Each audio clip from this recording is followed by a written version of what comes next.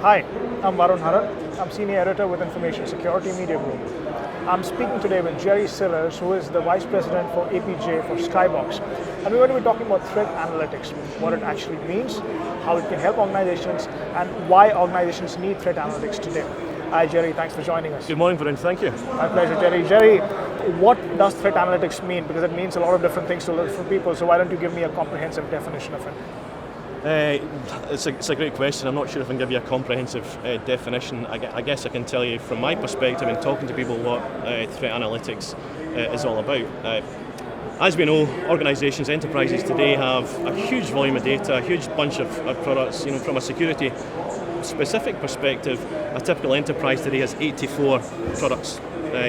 Problem in itself, right? So organisations with a whole bunch of information, a whole bunch of different people trying to understand. A typical enterprise may have millions of vulnerabilities on a daily basis, really trying to understand how to prioritise and what is important to me, because all vulnerabilities obviously aren't necessarily a threat or a risk. So organisations increasingly pulling information from a whole bunch of different areas to go and understand how do I go and prioritise, where are my threats, which of these vulnerabilities have been exploited, which are exploited in the wild, and where do I have exposure. So from my perspective, threat analytics is all about understanding in context where the threats exist inside an enterprise organisation and where they have potential for threat to key data assets. And that's what at Skybox we endeavour to arm people with that information to make sensible choices and decisions on how they go and mitigate risk and mitigate threats in an organisation. So it's not just threat feeds and threat intel feeds like everything else. There's a whole volume of information, but enterprises struggle with trying to contextualise that into what does that mean to me. Sure. Which is what we help them with. Sure. Talk to me about some 4 or 5 key recommendations that you can share with practitioners on how they can reduce their attack surface or address some of the gaps.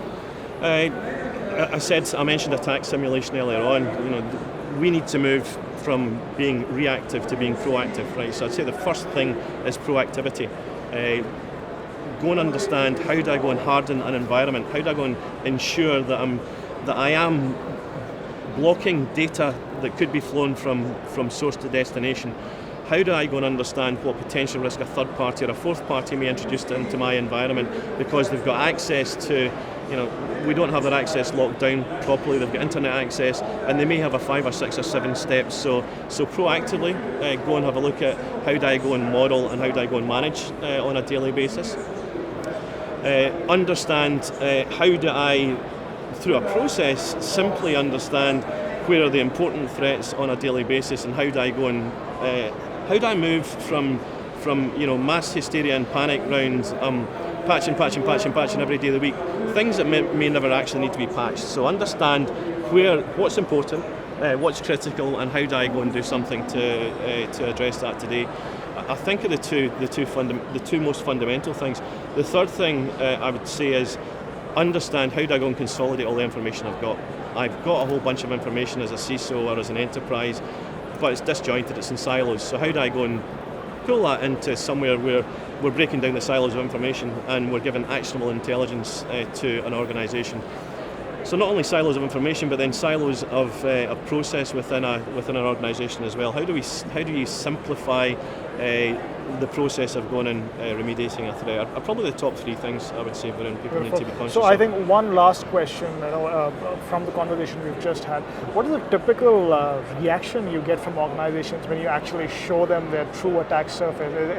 Is there a panic attack that happens, or stroke, aneurysm, heart attack, or just sudden death syndrome? Right. I think it's probably it's a shock, and it's a shock, and from our perspective, you're better to be shocked and be able to do something about it than never be shocked when you've got a phone call from someone to say we've just found 100,000 or 1.4 million records of medical records or 70,000 fiscal records. So it's a shock, and people understand they've got a problem. They typically don't understand the size of the problem, and they also don't understand that there are simple ways to go and help remediate those issues and problems.